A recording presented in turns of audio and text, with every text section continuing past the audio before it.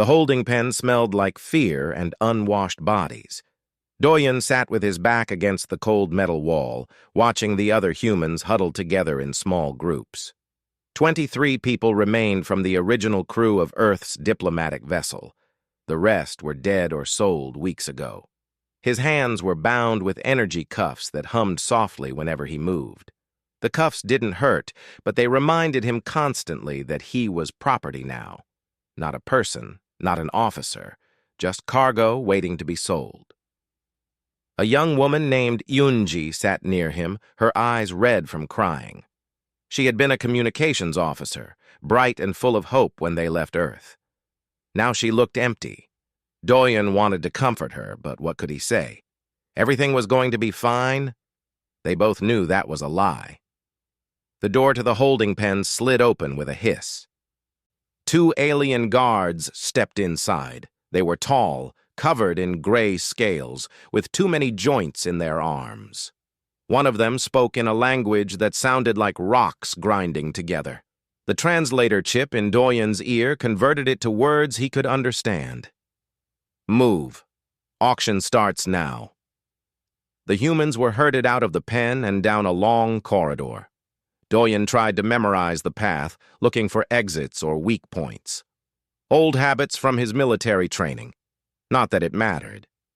Where would they run? This was a trading station floating in deep space. Even if they escaped the holding cells, they had nowhere to go. The corridor opened into a massive chamber filled with aliens of every shape and size. Some walked on 2 legs, others on 4 or 6. Some had eyes, others had sensor organs Doyen couldn't identify. All of them were here for the same reason, to buy slaves. A raised platform stood in the center of the chamber. The humans were pushed onto it, arranged in a line so the buyers could see them clearly. Bright lights shone down from above, making Doyen squint.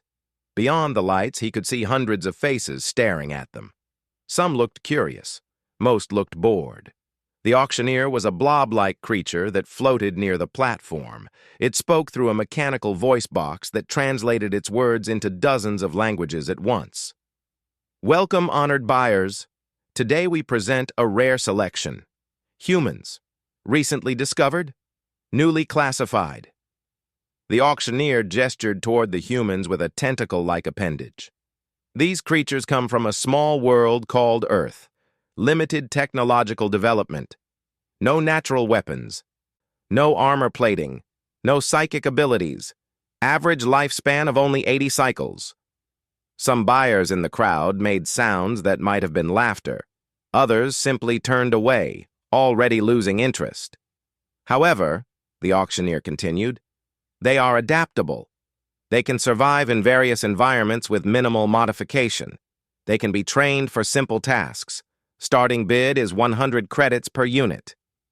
100 credits. Doyen had seen the price lists in the holding pen. That was less than the cost of a decent meal in this station. That's what humanity was worth to the galaxy. Less than food. The bidding started slowly.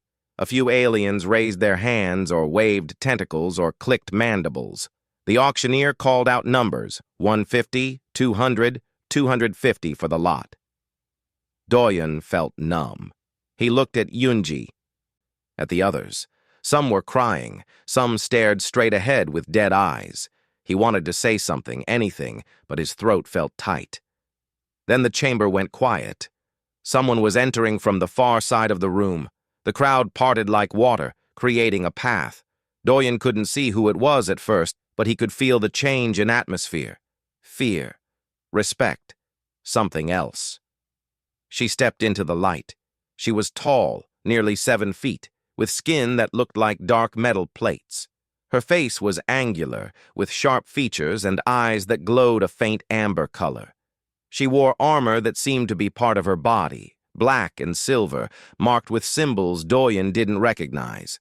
When she moved, it was with perfect control, like a predator who knew exactly how dangerous she was. The auctioneer's voice changed, becoming nervous and overly polite.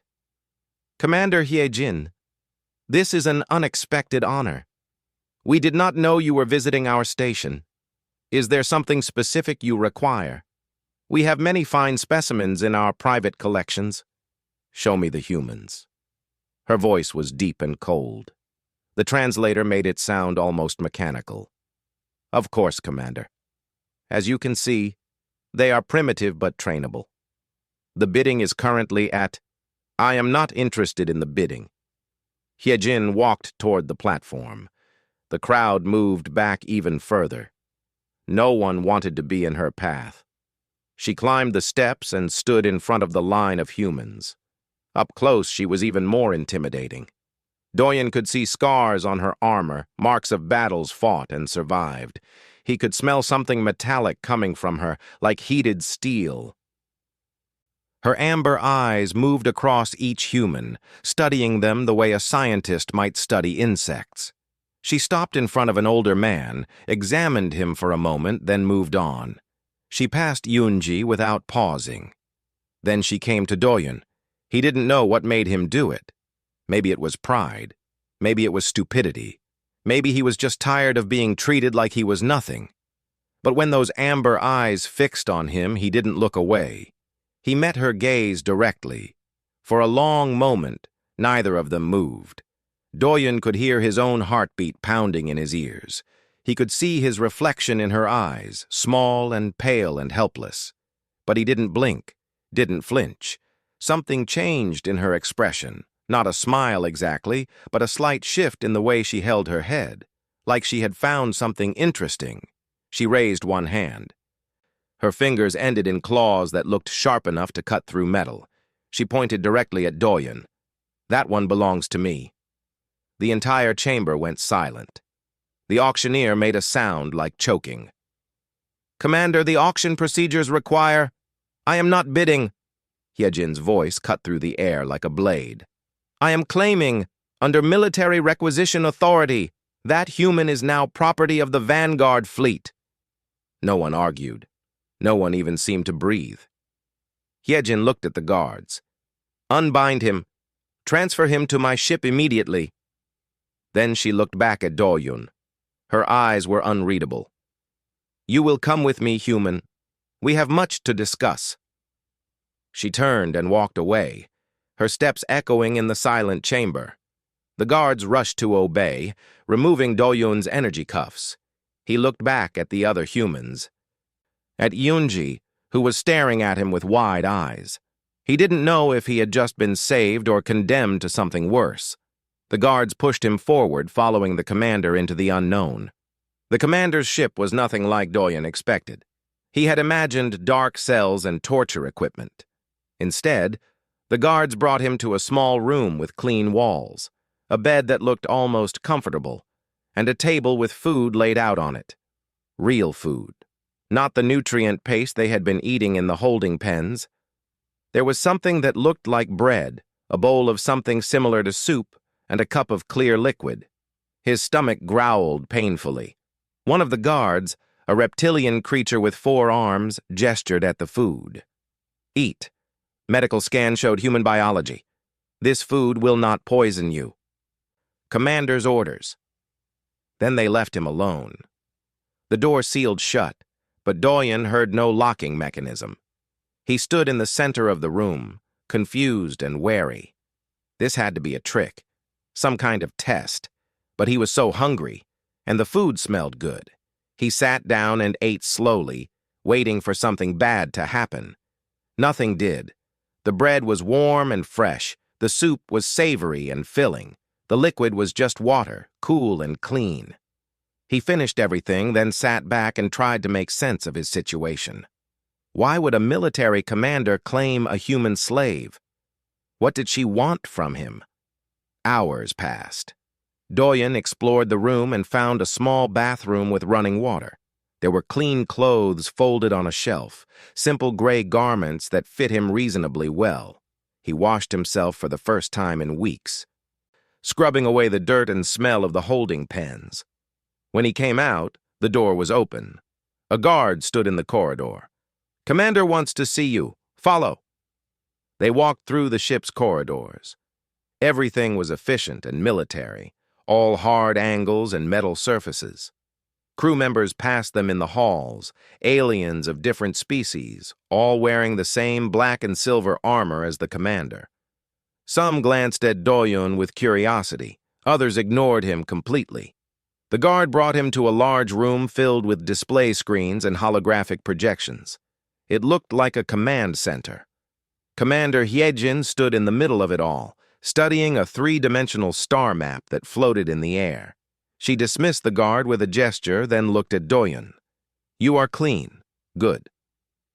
Sit." She pointed to a chair near one of the display screens. Doyun sat, keeping his back straight. Military habits died hard. Hyejin touched a control on her arm, and the star map disappeared. She pulled up another image instead. A video recording. Doyun recognized it immediately. It was footage from Earth's diplomatic ship, the one he had served on, the one that was destroyed. He watched himself on the screen, younger by a few months, but looking years older now. He was in the ship's combat center, shouting orders to his crew as alien warships closed in. Earth's ship was outmatched. Everyone knew it, but they fought anyway. In the video, Doyun made a desperate decision. He ordered all power diverted to engines, shut down weapons and shields, made it look like they were running away in panic. The enemy ships pursued, thinking they had won. Then, at the last second, Doyun spun the ship around and rammed it straight into the lead enemy vessel. The impact destroyed both ships, but it gave the other human survivors time to reach the escape pods. Doyun was one of only 5 who made it out. The video ended. Hyejin studied him. "That was your command decision. You sacrificed your ship, killed yourself and your crew to save 40 people in escape pods." "I survived," Doyun said quietly. "By luck. You did not expect to live." She tilted her head slightly. "Why did you do it?" "It was the only option that gave anyone a chance. There were other options. You could have surrendered, requested mercy. Your crew would have become prisoners instead of casualties. We didn't know what you would do to prisoners. We knew what you were doing to our ship. I made the choice I could live with." Hyejin was silent for a moment. Then she made a sound that might have been approval. "The galaxy thinks humans are weak. Your biology is fragile. Your technology is primitive. Your world has no resources worth fighting for. This is why you were classified as a slave species. Do you understand?" Doyun nodded. He understood perfectly. In a galaxy full of powerful civilizations, humanity was nothing special. They had no advantages, no leverage. Just bad luck to be discovered by the wrong people at the wrong time. "But I saw this recording," Hyejin continued. "I saw how you thought, how you turned weakness into weapon, how you did the unexpected thing." She touched another control, and new images appeared. Battle scenes, star maps, casualty reports. "I am fighting a war against an enemy called the Devourers. They consume worlds, destroy everything in their path. We have fought them for 20 years. We are losing." She looked directly at Doyun. "Our tactics are not working. We are stronger. We have better weapons, better ships. But the Devourers adapt. They learn. And we do not know how to surprise them anymore." She paused. "I need someone who thinks differently, someone who does unexpected things. I need you." Doyun stared at her. "You want me to help you fight a war? I'm a human. I don't know anything about galactic warfare. I don't know your technology or your enemies or... You know how to think when everything is against you. You know how to find options when there seem to be none." Hyejin pulled up more data on the screens. "I will teach you about our warfare, our technology, our enemies. You will study, you will learn, and then you will show me how a human would fight this war. And if I can't? If I fail? Then you will remain my property, a slave, as your species is classified." Her amber eyes were cold. "But if you succeed, I will bring your case before the High Admiralty. I will argue that humans should be reclassified, given rights, given freedom." It was a chance. A small one, Maybe impossible, but still a chance. Not just for him, but for all of humanity. "Why are you doing this?" Doyun asked. "Why do you care about humans at all?" Hyejin was quiet for a long time. When she finally spoke, her voice was softer. "Because I have fought for 30 years. I have won every battle I was supposed to win, followed every rule, every tradition. And we are still losing the war." She looked at the casualty reports on the screen. "I am tired of winning the wrong way. Maybe it is time to try something different." She turned away, pulling up new files and data streams. "Your quarters have a learning terminal. You will study these materials: combat history, technology specifications, enemy tactics. You have 1 week to learn what our officers study for years. Then I will test you." "That's impossible." "Yes, but you will try anyway." She glanced back at him. "That is what humans do, is it not? Try impossible things." Doyun wanted to argue, but he couldn't. She was right. Humans did try impossible things. Sometimes they even succeeded. "One more thing," Hyejin said as he turned to leave. "My crew does not approve of this arrangement.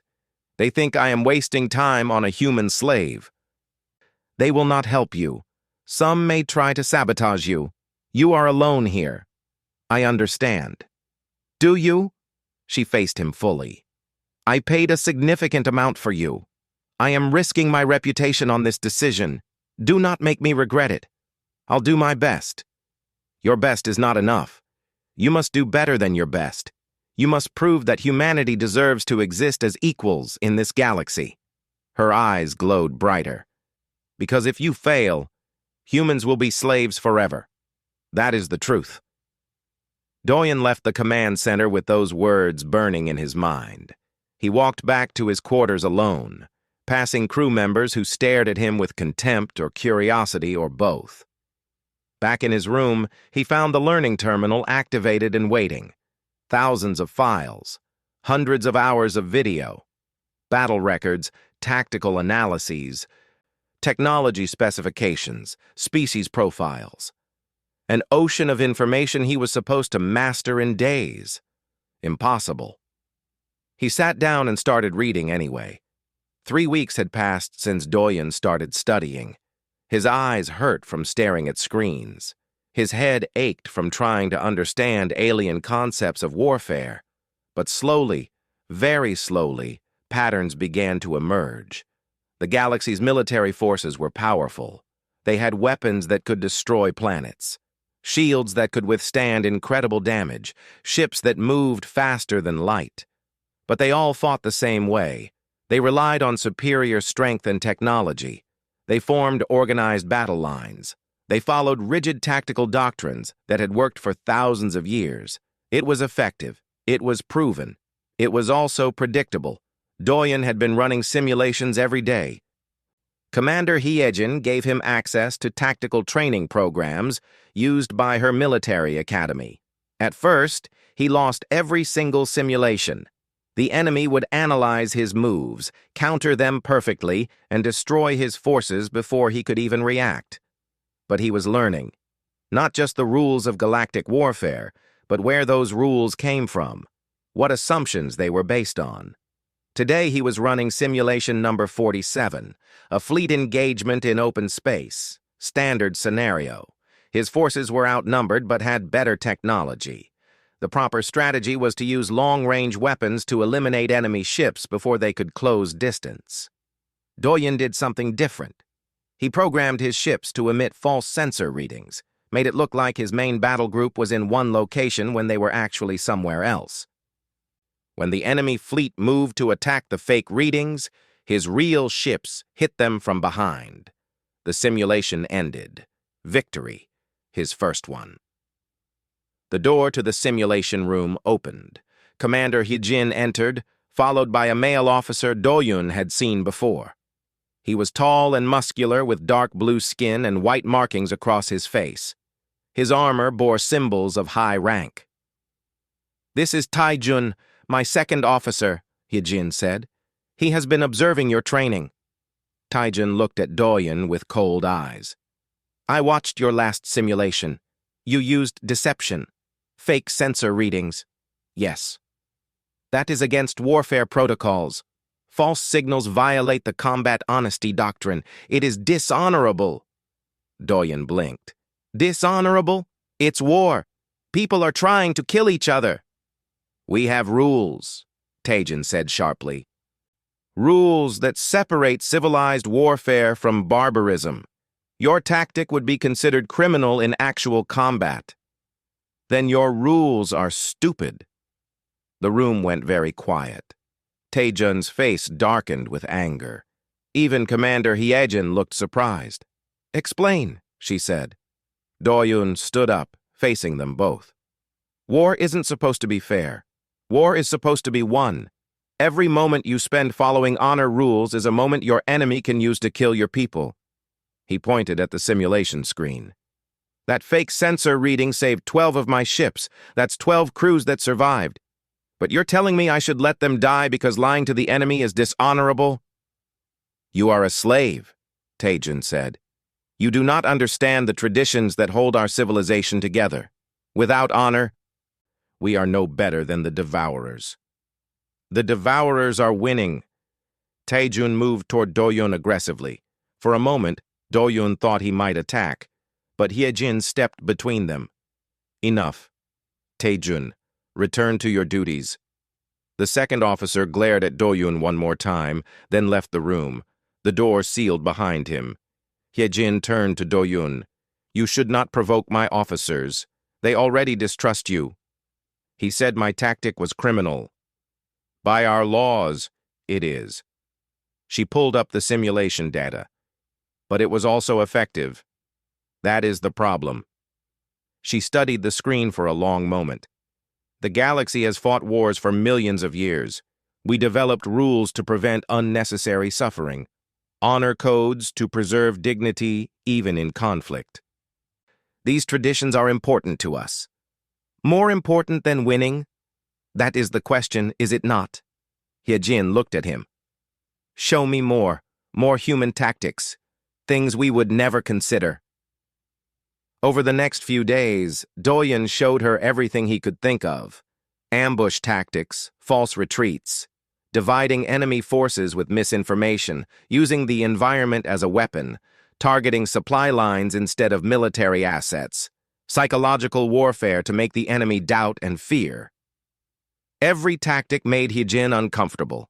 Every strategy violated some rule or tradition, but every single one worked in simulation. Then the alarm sounded. Red lights flashed throughout the ship. An automated voice spoke in multiple languages. Battle stations, all personnel to combat positions. This is not a drill. Hyejin's expression hardened. The Devourers! They are attacking a colony world in our sector. We have been ordered to respond. She looked at Doyun. You will come to the command center. You will observe. But you will not speak unless I give permission. Understood? Yes, Commander. The command center was chaos when they arrived. Officers shouted reports. Holographic displays showed enemy positions. The Devourer fleet was massive, dozens of organic-looking ships surrounding a planet. Evacuate the colony, Hyejin ordered. Deploy defensive formation Beta 7. Priority is civilian protection. The crew moved with practiced efficiency. Hyejin's fleet positioned itself between the planet and the Devourers. Transport ships began lifting colonists from the surface. But something was wrong. Doyun could see it in the data. The Devourers weren't attacking the evacuation ships. They were moving around the fleet, cutting off escape routes, herding everyone into a kill zone. Commander, one officer reported, the enemy is moving into encirclement formation. They are blocking our retreat path. Adjust to defensive pattern Gamma 3. Maintain position. The fleet adjusted, but the Devourers adjusted too. More enemy ships appeared on the sensors. They had been hiding in the planet's shadow, waiting. It was a trap. Doyen watched the tactical display and felt sick. He could see what was going to happen. Hyejin's fleet would hold position to protect the evacuation. The Devourers would complete their encirclement, then they would attack from all sides at once. The fleet would be destroyed, and the colonists would die anyway. "Commander," another officer said, "casualties estimates show 70% fleet losses if we maintain this position." "Maintain position," Hyejin said firmly. "We do not abandon civilians." Doyen looked at the display again. There had to be another way. Some option they weren't seeing. Then he saw it. The Devourers were biological ships. They needed to consume organic matter to survive and function. They were drawn to high concentrations of biomass. That was why they attacked colonies. That was why they were so focused on this planet.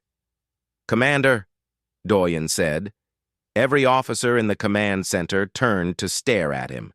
A human slave, speaking during combat. Several looked angry, but Hyejin held up one hand for silence. "Speak." "The Devourers want the colony because of the population. High biomass concentration. But what if we made your fleet look like better prey?" "Explain. Quickly. Fake a critical systems failure. Make it look like your main ships are damaged and helpless, full of crew with no ability to escape. More biomass than the colony, easier to consume. They'll redirect to attack you instead of completing the encirclement. That would expose our ships to direct attack." "Not if it's a trick. You fake the damage, draw them in, then ambush them when they commit to the attack. Use the planet's gravity well to slingshot around and hit them from an unexpected angle." An officer protested immediately. "That is insane. We would be faking distress signals. That violates every—" "Do it," Hyejin said. "Commander, you heard me. Implement the human strategy. Broadcast false distress signals. Make our main battle group appear crippled. Engineering, I need real-looking system failures. Weapons, prepare for rapid deployment from concealment. Navigation, calculate slingshot trajectory around the planet." The crew hesitated for just a moment, then moved to obey. Doyen watched the tactical display as his plan unfolded. The fleet broadcast emergency signals. Ships vented atmosphere to make it look like hull breaches. Power readings dropped to minimal levels. The Devourers responded exactly as Doyen predicted. They abandoned the encirclement and swarmed toward the apparently crippled fleet. Easy prey, high biomass yield. Their biological imperative overrode tactical thinking. "Now," Hyejin commanded. The fleet came alive. Ships that appeared dead suddenly powered up. Weapons that were supposedly offline fired at point-blank range. The slingshot maneuver sent half the fleet around the planet's far side, hitting the Devourers from behind. The enemy fleet collapsed, caught in the kill zone they had created for others. Their ships died by the dozens, torn apart by coordinated fire. Within minutes, it was over. The Devourer fleet was destroyed. The colony was saved. Hyejin's fleet had minimal casualties. The command center was silent with shock. Then Taijun spoke, his voice quiet. "That should not have worked." "But it did," Hyejin said. She looked at Doyen with an expression he couldn't read. "Get me casualty reports. Begin recovery operations." She turned to her crew. "And someone explain to me why we never thought of that." No one had an answer. News of the victory spread fast. Too fast. Within days, Commander Hyejin received orders to report to the capital world. The High Admiralty wanted answers. Doyen was left in his quarters while Hyejin attended the meeting. He spent hours waiting, trying not to think about what might be happening. Finally, she returned. Her face was hard, angry. "What happened?" Doyen asked. "They are not pleased." Hyejin sat down heavily. "The Admiralty acknowledges the victory. They acknowledge that casualties were minimal, but they are questioning my methods." "What methods? You saved a colony." "I used tactics suggested by a human slave. I violated warfare protocols. I made my fleet look weak and helpless, which they say damages military prestige. I relied on deception, which violates honor codes." She looked at him. "They want me to end this experiment, return you to the slave markets." Continue fighting the war the proper way. Doyun felt cold. And are you going to? No. Hyejin stood up, pacing. I told them that your strategy saved thousands of lives, that the old ways are not working against the devourers, that we need new thinking. She stopped pacing. They did not care. To them, traditions matter more than results. So what happens now? I invoked an old law. Very old. The right of champion. She looked at him seriously. It allows someone to prove their worth through trial by combat. Not physical combat. Strategic combat. If you can defeat the Admiralty's chosen champions in tactical simulations, they must acknowledge your value. They must reclassify you as a sentient being with rights. Doyun stared at her. You're gambling your career on me. Yes.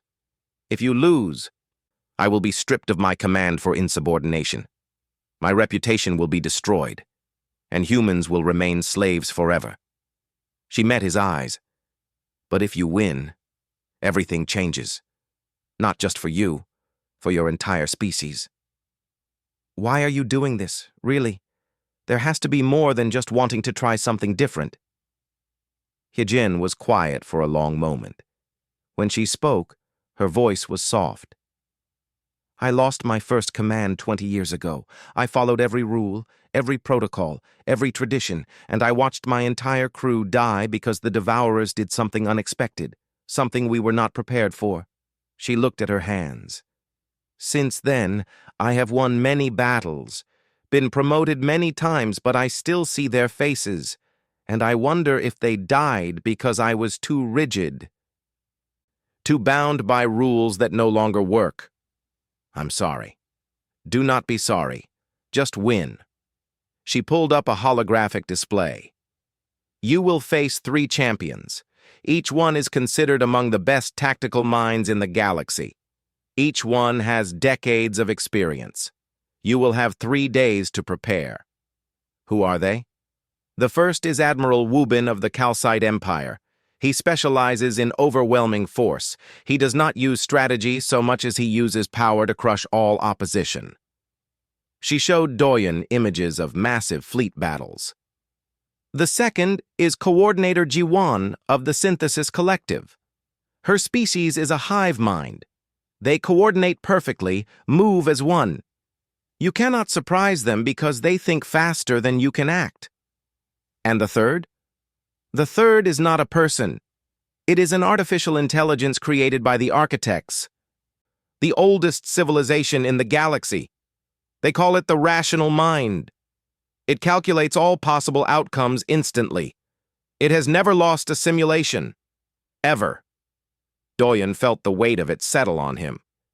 This is impossible. Yes, Hyejin agreed. Just like everything else you have done. The next 3 days blurred together. Doyun studied each champion's fighting style. He reviewed hundreds of battles, looking for patterns and weaknesses. Hyejin worked with him, explaining the deeper context of galactic warfare. On the second day, Taejun appeared in the training room. Doyun expected hostility, but instead the second officer sat down across from him. I came to help, Taejun said. Why? You think I'm dishonorable? I do. Your tactics disgust me. Taejun pulled up a data file. But you saved many lives in that battle. Lives that would have been lost if we followed proper doctrine, so perhaps my disgust is less important than victory. He looked uncomfortable. The commander believes in you. That is enough for me to try. Taejun taught Doyun about the psychology of different species, how Calcites think in terms of dominance and submission, how synthesis minds process information collectively, how the architects value logic above all else. Use their assumptions against them, Taejun said. That is what you do, yes? Find what they believe is true and make it false. On the morning of the trials, Doyun was brought to an enormous arena on the capital world. Thousands of aliens filled the seats, all of them here to watch. In the center of the arena was a simulation chamber, a spherical room where Doyun would command his virtual fleets. Commander Hyejin was there, standing with other high-ranking officers. She nodded to him once, a gesture of faith. The first champion entered the simulation chamber. Admiral Wubin was huge, easily 9 feet tall, with rocky skin and glowing red eyes. He looked at Doyun like an insect. "This is the human? This small thing?" "This is your opponent," the judge announced. "The scenario is a planetary siege. Admiral Wubin will attack. The human will defend. Begin." The simulation activated. Doyun found himself commanding a defensive force on a planet's surface. Fortifications, shield generators, artillery positions. Wubin's fleet appeared in orbit. Massive battleships, hundreds of them. Wubin's strategy was simple and brutal. He bombarded the planet from orbit with overwhelming firepower. Shields collapsed under the assault. Fortifications crumbled. Doyun's defensive forces were being destroyed. This was what Wubin did. He used superior numbers and firepower to crush resistance. No clever tactics, just raw power. But Doyun noticed something. All of Wubin's ships were firing at the same targets, maximum efficiency, total coordination. It was impressive, but it also meant every ship was predictable. Doyun began creating false targets, fake shield generators that looked real on sensors, fake artillery positions, fake troop concentrations. He made them appear vulnerable, important, high priority. Wubin took the bait. He redirected fire to destroy these fake targets, wasting ammunition and time. Meanwhile, Doyun's real forces stayed hidden underground, using tunnels to move between positions. When Wubin finally realized the deception, he had already committed too much of his fleet to orbital bombardment. His ships were low on ammunition, their positions fixed and predictable. Doyun launched his real attack. Hidden artillery fired at precise moments when Wubin's shields were angled away. Special teams sabotaged fuel depots that Wubin had established on the planet's moons. Supply lines were cut. Wubin's massive fleet began to run out of resources. Ships went dark. The attack stalled. Finally, with no ammunition left and no supply chain, Wubin was forced to withdraw. The simulation ended. Victory for Doyun. The crowd was silent. Admiral Wubin stood very still, his glowing eyes fixed on Doyun. "You made me destroy nothing while you hid like a coward. I made you waste everything you had on targets that didn't matter. That's not cowardice. That's strategy." Wubin said nothing more. He left the simulation chamber, his footsteps heavy with anger. The second champion entered immediately.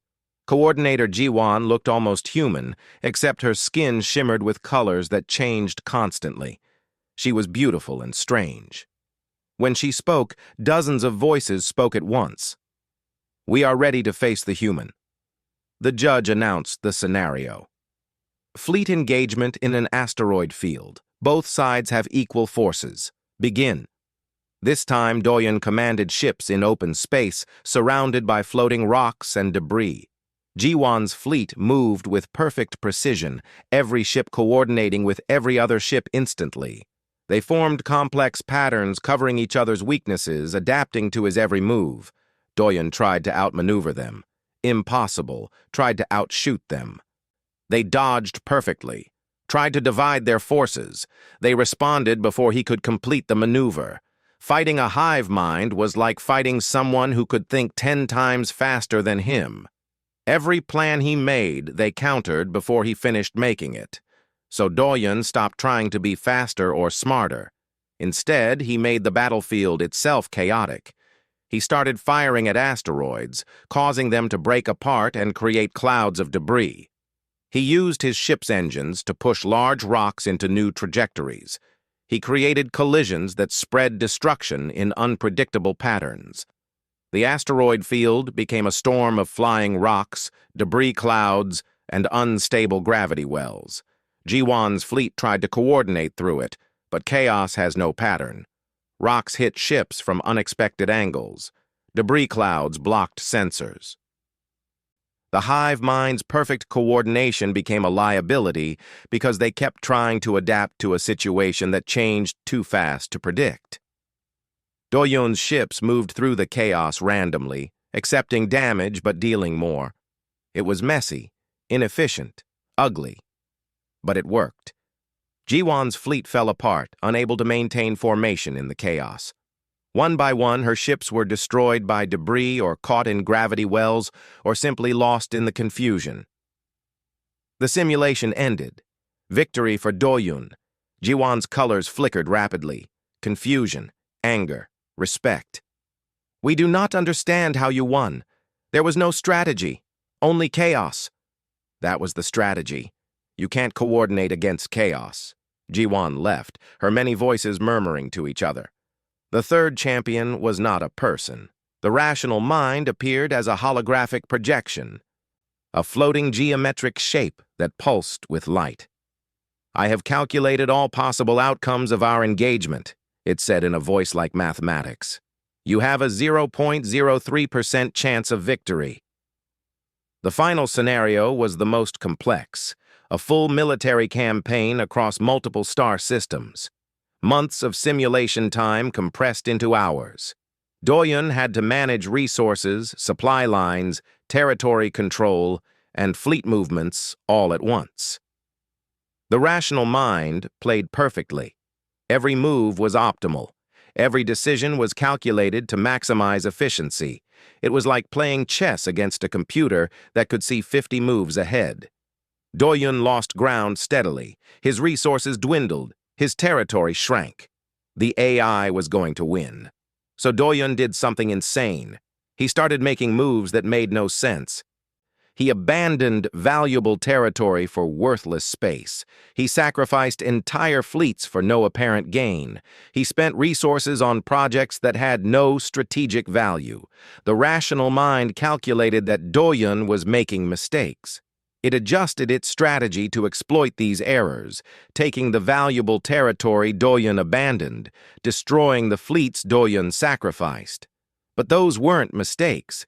They were investments in something the AI couldn't calculate. Unpredictability.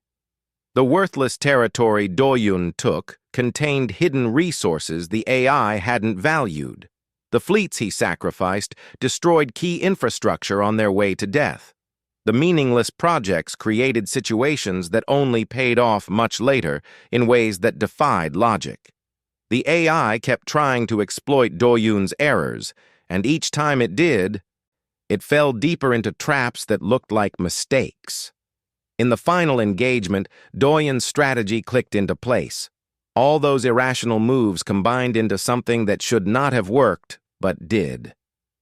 The rational mind found itself outmaneuvered by a plan it could never have calculated because the plan was based on accepting terrible losses that no logical being would accept. The simulation ended. Victory for Do-yun. The rational mind was silent for a long moment. I do not understand. I played perfectly. My calculations were correct. You played against someone logical, Do-yun said. I'm human. We're not always logical. The arena erupted in noise. Some aliens cheered. Others protested. The judges conferred for several minutes. Finally, they announced the verdict. The human has won all 3 trials. According to the right of champion, he has proven his worth.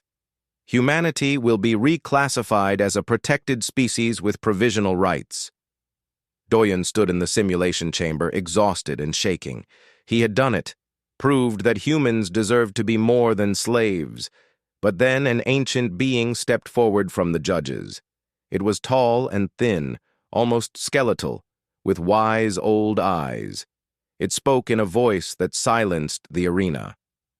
I am Elder Minho. I have one final question for the human before we accept this judgment.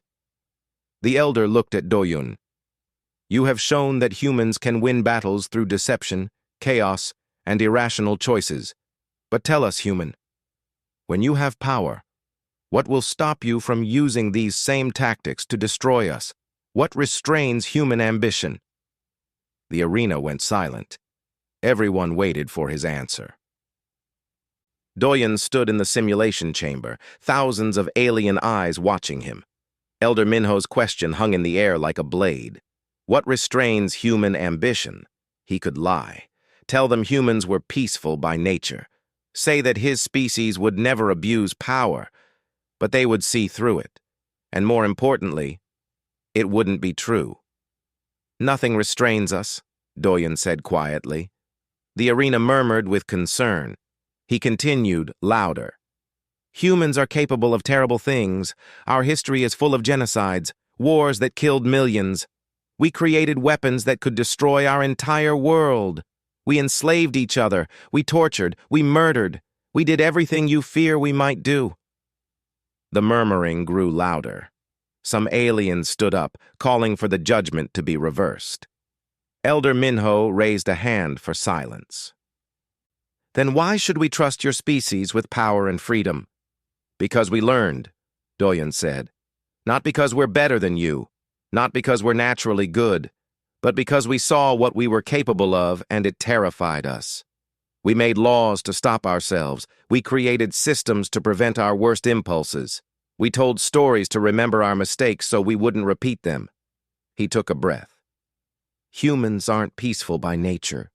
We're violent and tribal and selfish, but we fight against it. Every single day, we fight against what we could be. We build things that try to make us better. Schools to teach empathy, courts to enforce justice, stories to remind us of our humanity. He looked directly at Elder Minho. We're not saints. We're people who know exactly how terrible we can be, and we work every day to be something different. And if you fail, if humans gain power and return to their violent nature, then you'll have to stop us, the same way we stopped ourselves on Earth, through consequences, through resistance, through other people refusing to let us become monsters. Doyen gestured at the arena. That's what society is for, isn't it? To keep each other in check, to build systems that make it harder to do evil and easier to do good. Humans need that just like everyone else. The arena was silent. Elder Minho studied Doyen for a long time. You did not tell us what we wanted to hear. No, I told you the truth. That took courage. The elder looked at the other judges. What restrains human ambition? The same things that restrain all sentient beings. Fear of consequences, social bonds. The desire to be better than we are. The human speaks honestly about his species' capacity for both good and evil. That honesty is more valuable than false promises of peace. Elder Minho raised his voice so the entire arena could hear. Humanity is hereby reclassified as a protected species with provisional rights. They will not be enslaved. They will be monitored. If they prove themselves over time, they will receive full citizenship in the galactic community. If they prove dangerous, we will respond appropriately. The gavel struck. The judgment was final. Doyen felt his legs go weak. He had done it, not just for himself, but for every human. Earth was safe. His people were free. Commander Hyejin appeared beside him, supporting him as he swayed. You did well, she said quietly. I almost ruined it. Telling them we're capable of terrible things. You told the truth. That matters more than you know. She helped him walk out of the simulation chamber. The crowd parted for them, some aliens nodding with respect, others glaring with suspicion. Outside the arena, other officers waited. Taijin was there, and several more from Hyejin's crew. They had come to witness the trials. The human won, Taijin said to the others. All three champions defeated. I did not think it possible. One of the officers, a female with crystalline skin, spoke carefully. Commander, what happens now? The human is no longer your property. He is free to leave. Hyejin looked at Doyen. Yes, you can return to Earth.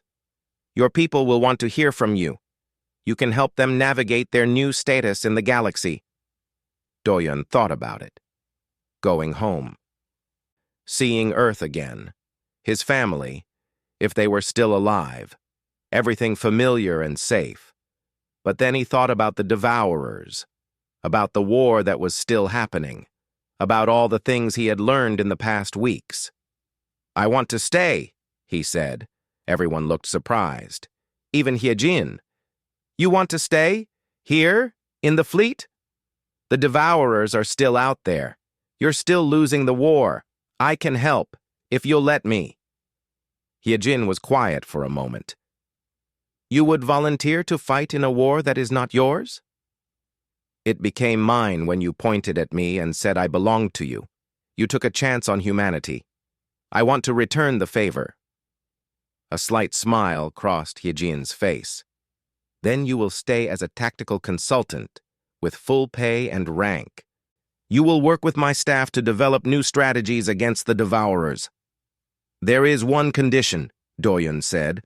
"I want the other humans freed, the ones who were with me at the auction. They shouldn't have to wait for bureaucracy to process their release. They should be free now." Hyejin nodded. "I will make it happen. They will be returned to Earth or given the option to stay in galactic space if they choose." "Thank you." As they walked back to the ship, Taejin fell in step beside Doyen. "I still think your tactics are dishonorable," he said. "I know. But they work.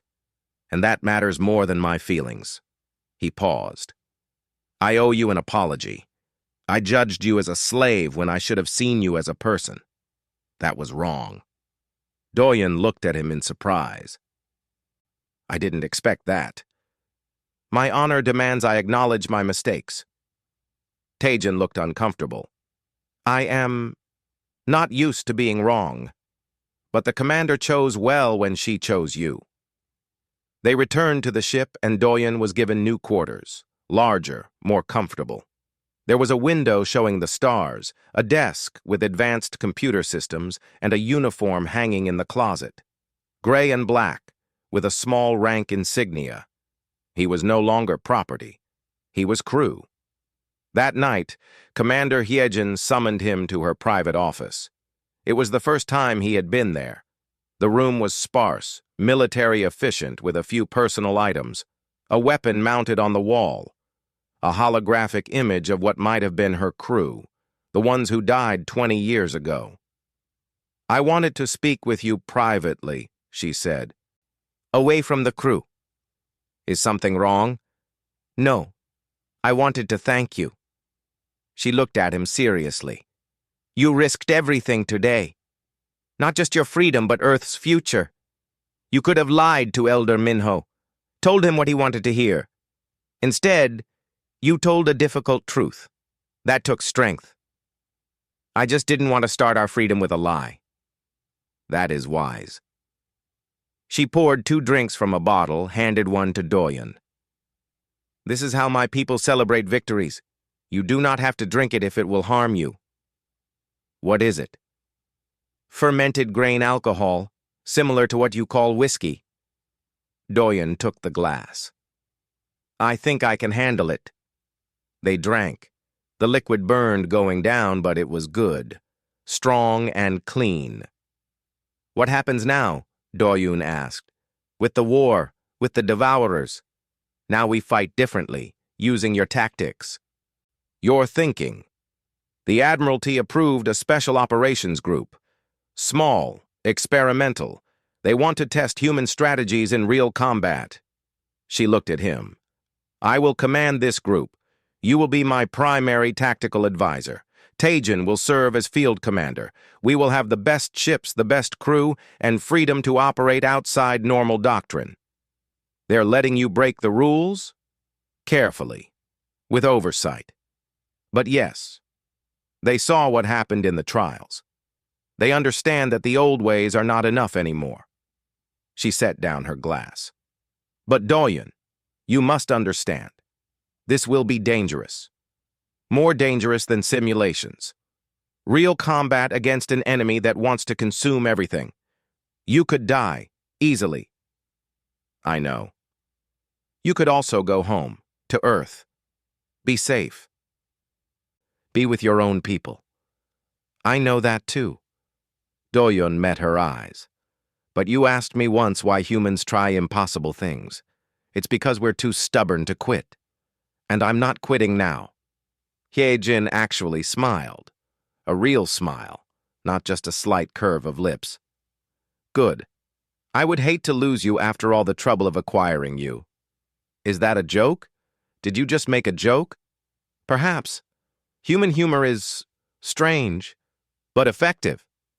They talked for a while longer, planning the new operations group, who they would recruit, what ships they would need, what strategies might work against the Devourers. Finally, Doyen stood to leave. At the door, he turned back. Commander, can I ask you something? Yes? Why did you really choose me? At the auction, you said you saw the battle recording, saw how humans think. But there were 23 other humans there. Why me specifically? Hyejin considered the question. You looked at me. When I examined the humans, most of them looked down, afraid, defeated. But you looked directly at me. You were afraid, I could see it. But you did not let fear control you. That told me something important about who you are. What did it tell you? That you would rather face danger with dignity than survive without it. That is the quality I needed. That is the quality all warriors need. She paused. I saw myself in you, I think. Who I was 20 years ago, before I learned to hide behind rules and traditions. You reminded me that sometimes the most dangerous thing is not to take a risk, but to play it safe. Doyun nodded slowly. Thank you for taking that risk on me. Thank you for proving me right. He left her office and walked through the ship's corridors. Crew members saw him now and nodded, not with contempt anymore, with respect, some with curiosity. One young officer even saluted him. He was still getting used to that. In his new quarters, Doyen stood at the window and looked out at the stars.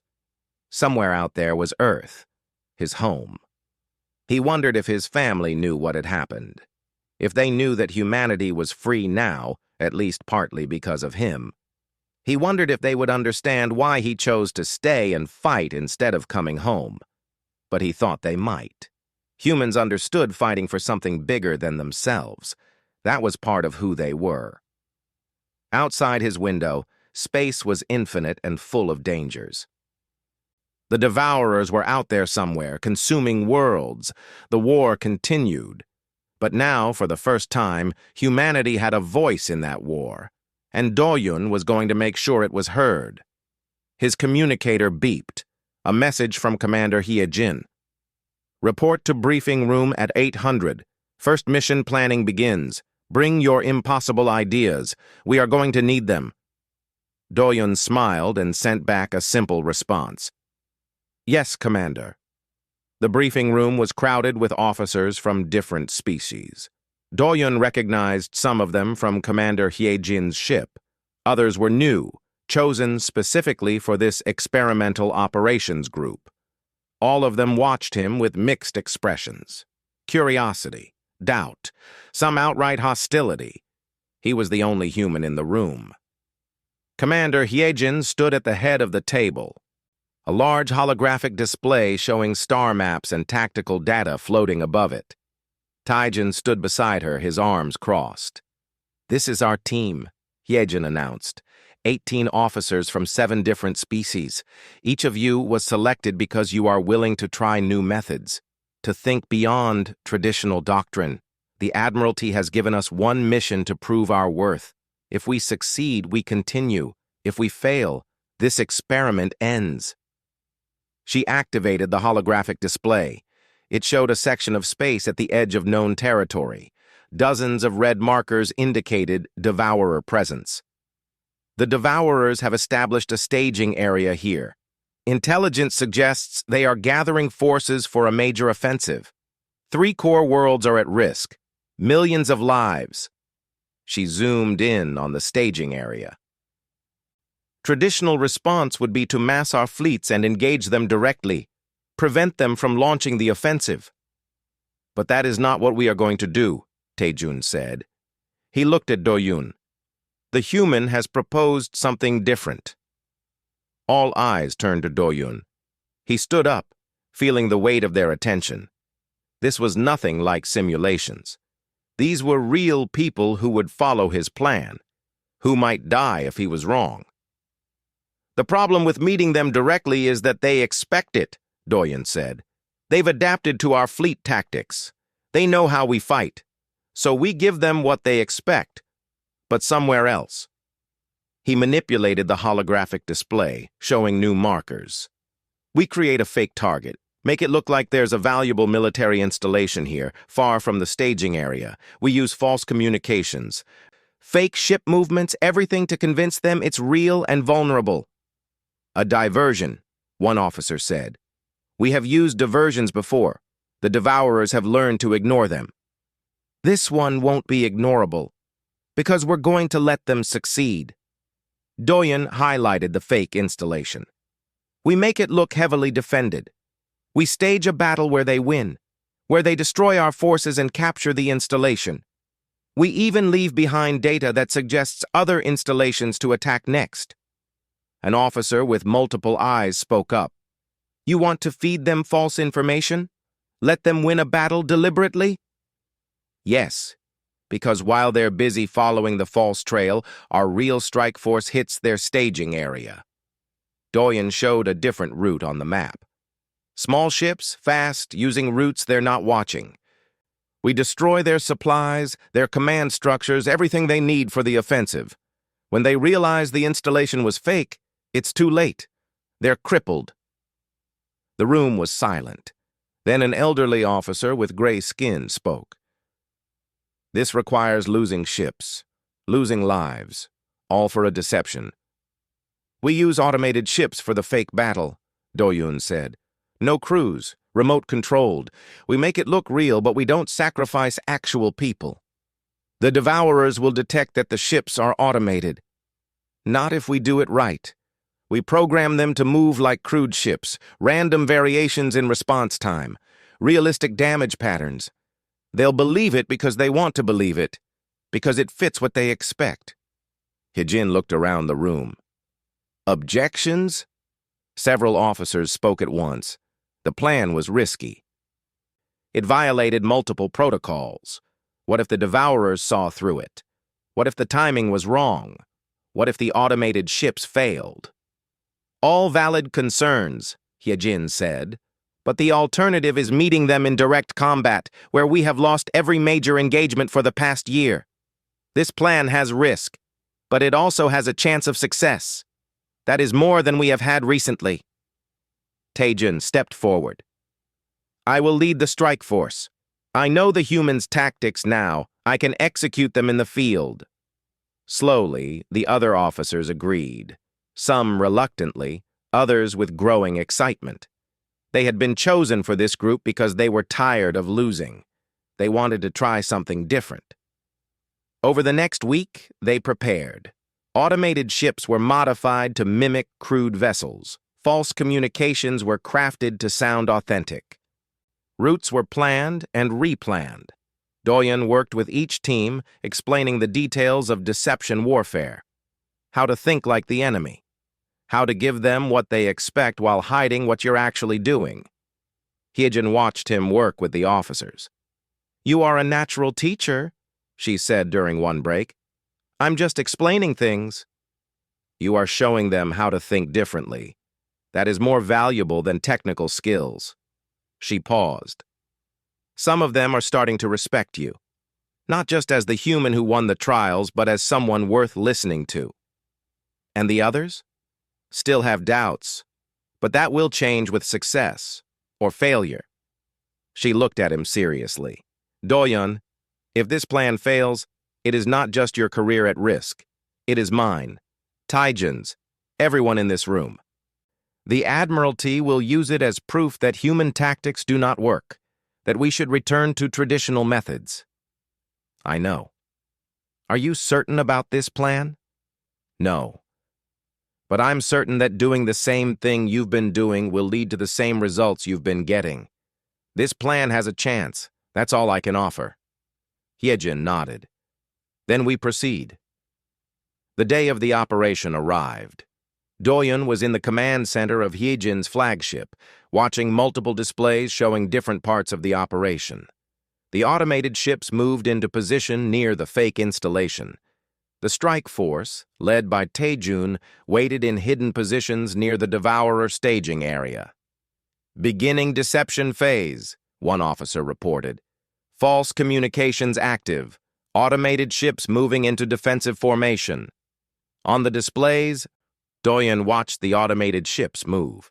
They looked real, acted real. He had programmed random variations into their movements, small mistakes that actual crews would make. Even he couldn't tell they were unmanned from the sensor data.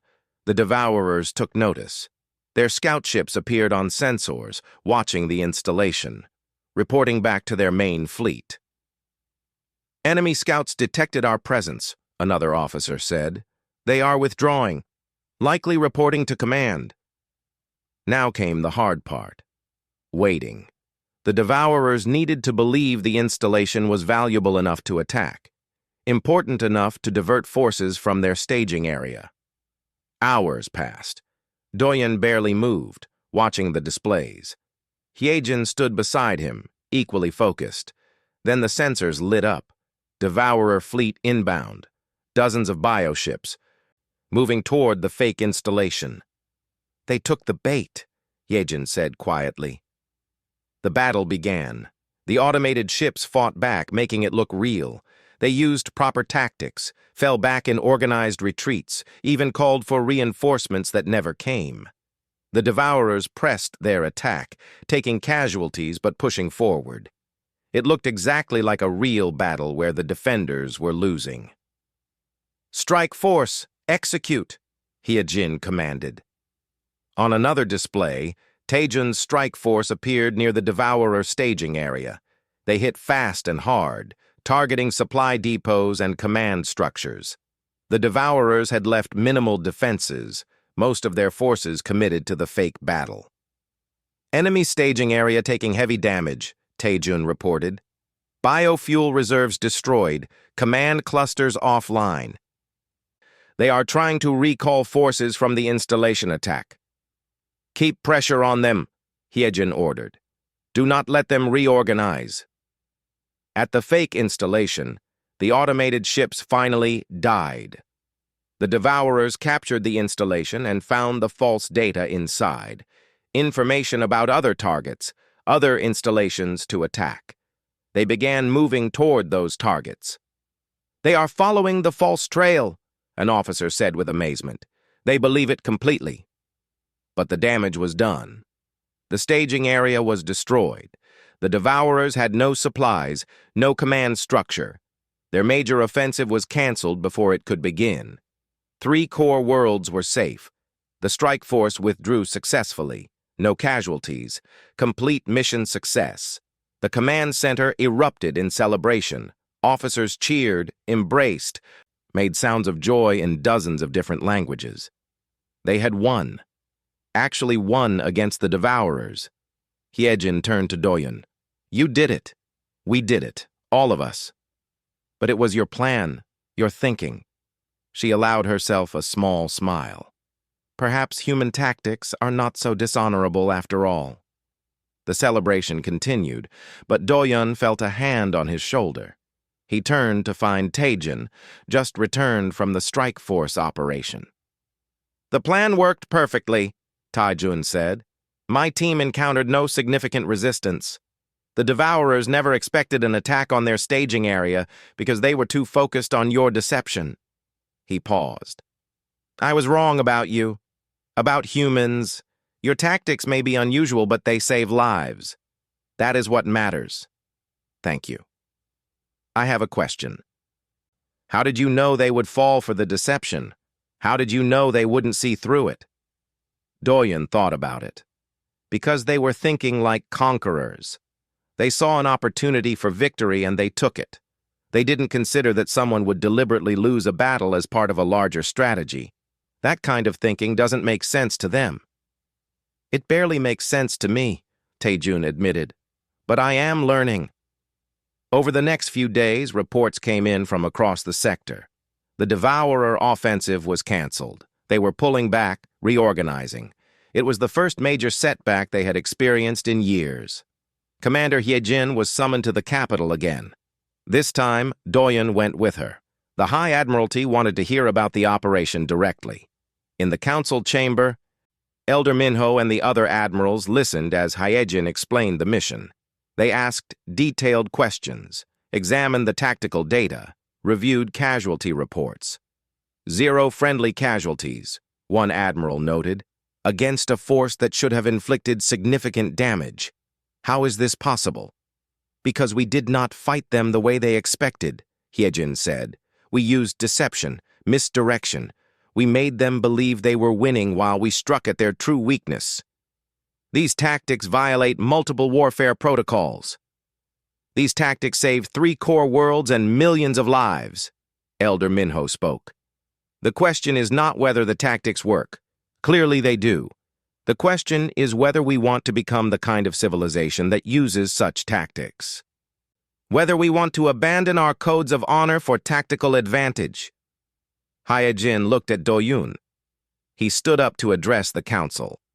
You don't have to abandon your codes, Doyun said. You can choose when to use different tactics.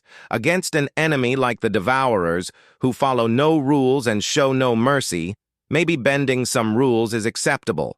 Against civilized opponents, maintain your honor codes. That's what flexibility means, knowing when to follow tradition and when to try something new. And who decides when to abandon tradition? An admiral challenged. You, one human with no understanding of our culture? No, you decide. Your commanders, your councils. I just offer options. You choose which ones to use. Doyen looked around the chamber. The Devourers are winning because they adapt and you don't. All I'm suggesting is that you adapt too, not by becoming like them, but by being willing to change when change is needed. The council deliberated for hours. Finally, they reached a decision. The experimental operations group will continue, Elder Minho announced. Commander Hyejin will remain in command. The human Doyen will serve as chief tactical advisor with expanded authority. However, all operations must be reviewed and approved before execution. We will not abandon oversight entirely. It was a compromise. Not perfect, but workable. As they left the council chamber, Hyejin seemed satisfied. We have official approval, resources, authority to continue developing new tactics. That is more than I expected. They're still going to second-guess everything we do. Of course, that is politics. But we proved the concept works. That is what matters. She looked at him. Your people on Earth have been asking about you. They want you to return, help guide humanity's integration into galactic society. Doyen had been expecting this. What did you tell them? That you are under contract with the Vanguard fleet. That you are contributing to the war effort. That you will return when your work here is complete. She paused. But if you want to go, I will release you from that contract. Your people need leaders. You could be important on Earth. My people need Earth to survive. The best way I can help them is by helping end this war before it reaches our system. He looked at the stars through the chamber's windows. I'm staying, at least until the Devourers are defeated. That could take years. Then I'll be here for years. Hyejin nodded. I hoped you would say that. There is much work still to do. They returned to the ship. The crew was celebrating their success, the mood lighter than Doyun had ever seen. Even the officers who had doubted him were toasting his health in various alien traditions. But Doyun couldn't fully celebrate, because he knew the truth. They had won one battle, prevented one offensive. But the Devourers were still out there, still growing, still consuming. This was just the beginning, and the next battle was already coming. The emergency alarm woke Doyen from sleep. Red lights flashed throughout the ship. His communicator was already screaming with priority alerts. He dressed quickly and ran to the command center. Commander Hyejin was already there, along with most of the senior staff. The holographic displays showed a nightmare scenario. Dozens of devourer fleets, more than had ever been seen together, moving in coordinated formation toward the core worlds. "This is the largest devourer offensive in recorded history," Taejun said grimly. "They are bypassing all defensive lines, heading straight for the heart of civilized space." "How many ships?" Doyen asked. "Thousands, maybe tens of thousands. We are still getting reports." An officer pulled up more data. "Every defensive fleet we have is being redeployed, but the numbers are overwhelming. The core worlds have weeks at most before they are overrun." Doyen studied the attack patterns. The devourers were moving with purpose and coordination he had never seen before. This was not their usual consumption behavior. This was strategy. "They learned from us," he said quietly. Everyone turned to look at him. "What do you mean?" Hyojin asked. "After we destroyed their staging area, they adapted. They're using our tactics now, coordinated strikes, strategic targets. They're not just consuming anymore, they're thinking." He pointed at the display. "Look at their formation. They're herding our defensive fleets into specific positions, setting up kill zones." The implications settled over the room like ice. The devourers were evolving, becoming smarter. Everything that made them predictable before was changing. "The Admiralty is meeting now," Hyojin said. "All senior commanders have been summoned to the capital. We leave immediately." The capital world was in chaos. Ships filled the orbital space, every available military vessel called in for emergency deployment.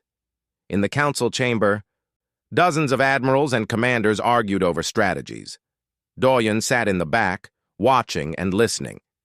Every plan proposed was the same: mass the fleets, form defensive lines, meet the devourers with overwhelming force at key choke points.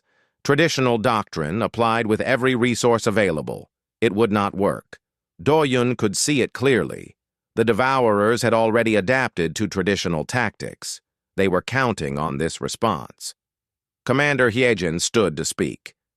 "We need to consider alternative strategies." "We have no time for experiments," one admiral snapped. "This is total war. We use every ship, every weapon, maximum force at the defensive lines." "That is what they expect," Hyojin argued. "They are herding us into those positions. Can you not see the pattern?" "I see the pattern of desperation," another admiral said. "The humans' tricks worked against a small staging area. This is different. This is survival. We fight with everything we have." The council voted. The traditional strategy won. Every fleet would deploy to defensive lines. Evacuations of nearby worlds would begin. But the priority was holding the lines. Doyen watched Hyojin's face. She was angry, but controlled. When the meeting ended, she gathered her officers in a private room. "They are making a mistake," she said flatly. "The defensive lines will fail. The devourers are specifically maneuvering to break them." "The Admiralty has given orders," Taejun said. "We must follow them." "Must we?" Hyojin looked at each officer in the room. "Or do we do what is right? Even if it means disobeying orders?" The room went silent. What she was suggesting was mutiny, a career-ending, possibly life-ending decision. "What are you proposing?" an officer asked. Hyojin looked at Doyen. "Show them your plan." Doyen had been working on it since seeing the attack patterns. He activated a holographic display showing the galaxy. "The problem is that we're thinking defensively, trying to stop the devourers from reaching the core worlds. But we can't stop them with traditional tactics. They have too many ships and they've learned to counter defensive formations." He manipulated the display, showing a radical new arrangement. "So we don't defend. We let them through." "What?" Multiple officers spoke at once. "We abandon the defensive lines entirely, pull back all forces, let the devourers advance into what looks like undefended space." "That is insane," someone said. "They will reach the core worlds in days." "No, they will reach evacuated territory, empty worlds. We move everyone ahead of them.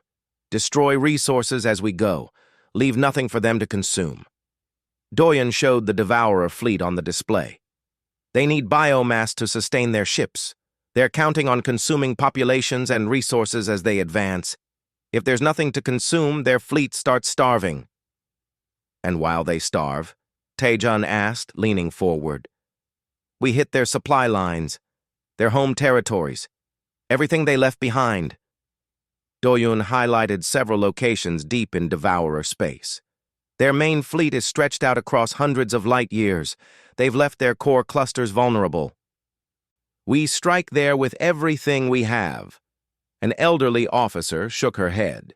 You are suggesting we sacrifice dozens of worlds. Allow the Devourers to advance unopposed. Billions will need to evacuate. The logistics alone are impossible. The logistics are difficult, Doyen corrected. Not impossible. And yes, we lose territory. But we save lives, and we win the war. He looked around the room. The alternative is losing both the territory and the lives. The defensive lines will break. You all know it. The question is whether you're willing to try something different. Hyejin spoke up. This strategy requires coordination across all fleets. It requires trust that the evacuation will work. It requires believing that the strike on Devourer territory will succeed before they can consolidate their gains. Most importantly, it requires acting without Admiralty approval, because they will never approve this. You are asking us to commit mutiny, Taejun said quietly. I am asking you to save the galaxy. Hyejin met each officer's eyes. I will not order any of you to follow this plan, but I will execute it myself with anyone willing to join me. The rest can follow Admiralty orders. For a long moment, no one spoke. Then Taejun stood. I will follow you, Commander, as I always have. One by one, the other officers stood. They were all committing to this, risking everything. We will need more than just our ships, an officer pointed out. We need others to join us, other commanders who see the truth. Hyejin nodded. I will reach out to those I trust, those who have seen the humans' tactics work. We will build a coalition quietly. We have very little time. Over the next 2 days, Hyejin contacted other commanders across the fleet. Some refused immediately. Others listened. A few agreed to join. It was not enough ships to implement the full plan, but it was a start. Meanwhile, the official defensive deployment began. Fleets moved to their assigned positions. The Devourers continued their advance. And Doyen worked with the logistics teams to plan the impossible, evacuating billions of people from dozens of worlds ahead of the invasion.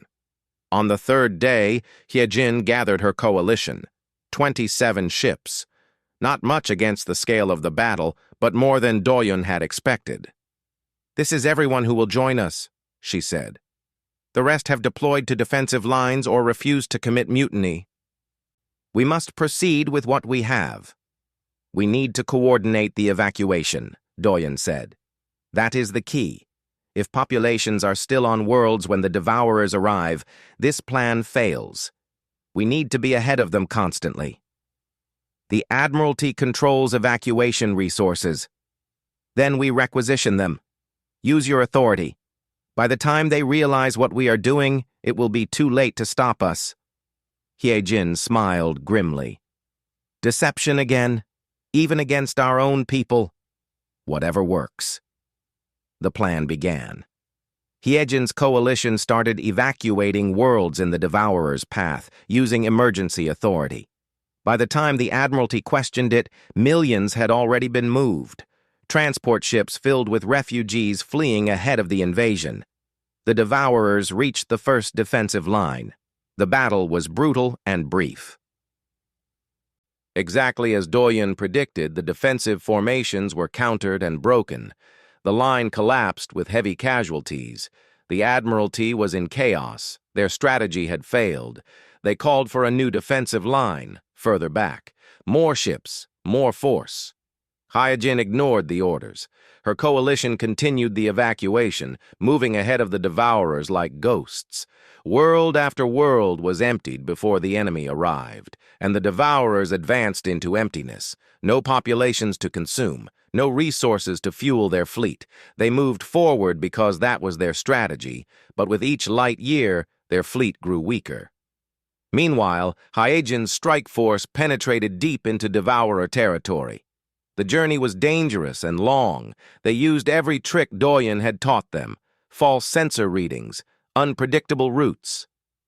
Moving through areas that should have been impossible to navigate, they reached the Devourer core clusters, massive biological structures that served as the heart of the Devourer civilization. Breeding grounds, command centers, resource stores. Taijun led the assault. His strike teams hit with precision and overwhelming force. The Devourers had left minimal defenses, never imagining anyone would attack their home territory while their main fleet was advancing on the core worlds. The clusters burned, breeding grounds destroyed, command structures collapsed. The Devourer fleet suddenly lost coordination. In space, the massive invasion fleet faltered. Without resources, without direction from their home clusters, the individual Devourer ships began behaving erratically. Some turned back, others continued forward aimlessly. The coordinated strategy fell apart into chaos. The galaxy's scattered defensive forces, seeing the enemy suddenly vulnerable, pressed their attacks. What should have been a total defeat became a rout. Devourer ships died by the thousands. In the Capital World Council chamber, Elder Minho stood before the assembled Admiralty. "We have received reports from across the front. The Devourer offensive has collapsed. Their fleet is in retreat or destroyed. The core worlds are safe." The chamber erupted in celebration and confusion. How had this happened? The defensive lines failed. The strategy was falling apart. Then, suddenly, victory. "Someone acted outside official orders," an admiral said. "Someone executed a different strategy." "Commander Hyojin and a coalition of allied ships," Elder Minho said. "She evacuated populations ahead of the Devourer advance and struck at their home territory. Her actions were not authorized. They constituted clear mutiny." "Her actions saved us all," another admiral countered. "Whatever her methods, we cannot deny the results." The debate raged for hours. Some called for Hyojin to be arrested and tried. Others wanted her promoted and honored. The council was split. Finally, Elder Minho raised his hand for silence. "Commander Hyojin will report to this council immediately. We will hear her account directly before passing judgment." Hyojin's ship arrived at the capital. She came before the council, still wearing her combat armor, looking exhausted but unbowed. Doyen stood beside her, as did Taijin and her other officers. "You disobeyed direct orders," Elder Minho said. "You committed mutiny. You executed a strategy that risked everything. Explain yourself." Hyojin stood straight. "I did what I thought was necessary to win the war. The official strategy would have failed. We would have lost the defensive lines and the core worlds. I chose a different path." "On whose authority?" "My own judgment, and the advice of my tactical staff." She gestured to Doyen. "The humans saw what we did not, that the Devourers had adapted, that traditional warfare would no longer work. He proposed an alternative. I chose to follow it. You chose to trust a human over the combined wisdom of this council. I chose to trust someone who had proven correct repeatedly over doctrine that had failed repeatedly." Hyojin's voice was firm. "Elder Minho, you asked once what restrains human ambition. I ask now what restrains our own rigidity. What stops us from adapting when adaptation is necessary?" The council was silent. Elder Minho looked at Doyen. "Human, you have influenced this outcome significantly. You have changed how we fight wars, changed how we think about strategy. Some call you a savior. Others call you a dangerous influence. What do you say to this?" Doyen took a breath. "I say I did what I could to help. I offered ideas. Other people made them work. Commander Hyejin took the risk. Taejin executed the strike. Thousands of people made this victory happen. I just helped them see a different option. And now? What happens now that the Devourers are defeated? They are not defeated. They are damaged, set back. But they will adapt again. They always do. Doyon looked around the chamber. The question is whether you will adapt with them. Whether you will keep trying new things when old methods stop working. That is what determines who wins in the long run. Elder Minho nodded slowly. The council will deliberate on Commander Hyejin's fate, and on the role humans will play in our future. You are dismissed. They left the chamber. Outside, Hyejin turned to Doyon. Thank you for everything. You took all the risks. I just talked. You did more than talk. You changed minds. Changed how we think. She paused. Whatever the council decides, I do not regret my choices. Even if they strip my rank and imprison me, we saved countless lives. That matters more than my career. 3 days later, the council announced their decision. Commander Hyejin would be officially reprimanded for her actions, but not demoted or imprisoned. Her tactics had proven too valuable to dismiss. She would continue commanding the experimental operations group, but with stricter oversight. Humanity's status was upgraded from provisional to full citizenship in the galactic community. Earth would receive technological support, protection, and representation in galactic councils. And Doyon was offered a permanent position as strategic advisor to the Vanguard fleet, with authority to train other officers in adaptive tactics.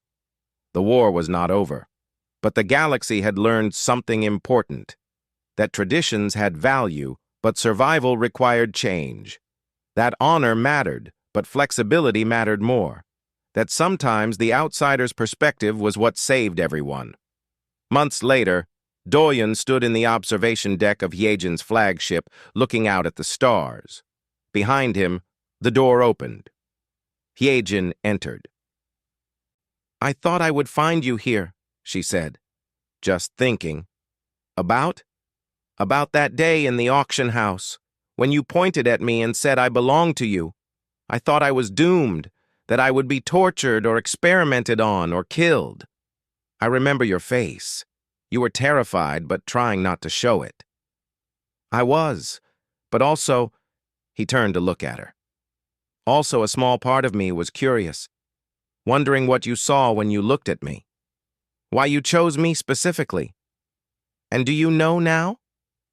I think so. You saw potential.